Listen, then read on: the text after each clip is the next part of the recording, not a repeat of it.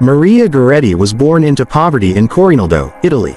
She was the third of 7 children and was affectionately called Marietta by family and friends. Due to her family's poverty, Maria was unable to attend school.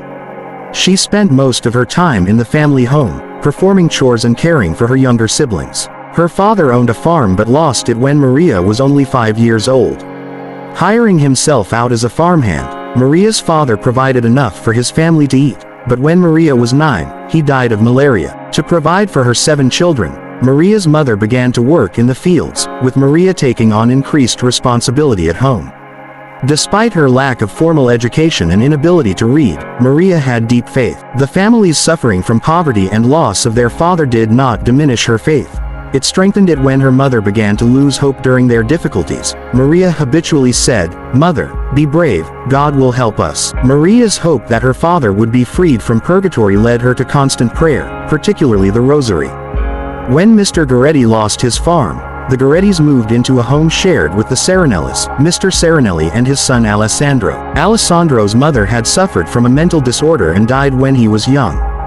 Alessandro's brother suffered from a similar disorder, and their father was an alcoholic. As a result, Alessandro was a young man prone to anger who engaged in immoral behavior. During the 3 years Maria and her family lived with the Serenellis, Alessandro made at least 3 sexual advances toward her. Each time she refused him. Outraged, he threatened to kill her if she told anyone, so she remained silent.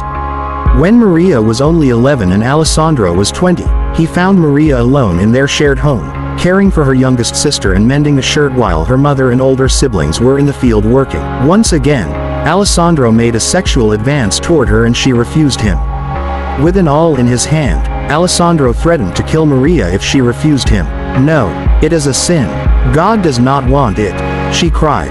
She ran for the door, but Alessandro caught her and stabbed her 14 times in the neck before running out of the house. As Maria lay bleeding on the floor, her little sister began to cry, catching the attention of her mother who came to investigate. After finding Maria stabbed and bleeding, she brought her to the local hospital where Maria survived for only a day. At the hospital, the surgeon was surprised that Maria had survived that long. He immediately performed surgery without anesthetic. During the surgery, Maria woke up, and another doctor said to her, "Maria, think of me in paradise." Maria replied, "Well, who knows which of us is going to be there first?" The doctor said to her, "You, Maria." To which Maria responded, "Then I will gladly think of you." Before her death, Maria was able to express her forgiveness of Alessandro, further expressing her hope that she would see him in heaven. She also received the last sacraments. On her deathbed, she told the chief of police that it was Alessandro who attacked her and added, "I forgive him, and I want him with me in heaven." She died the following day. In many ways, Maria's brutal death marked the beginning of her new life. Her family was devastated, but they were also inspired by her faith, mercy, and act of forgiveness. At her funeral, many said of her, "A saint has died." Devotion to her immediately began to spread and continues to spread today. Since Alessandro was young, he was sentenced to 30 years in prison rather than life. During his first several years in prison, Alessandro remained defiant, refusing to repent. Although he knew that Maria had forgiven him, he could not accept forgiveness, nor admit his sin. However, when the local bishop, Giovanni Blandini, felt inspired to visit him in prison, things began to change. Around that time, Alessandro had a dream in which he saw Maria coming to him and handing him lilies, a symbol of purity. When he took the lilies, they burnt his hands and turned to dust.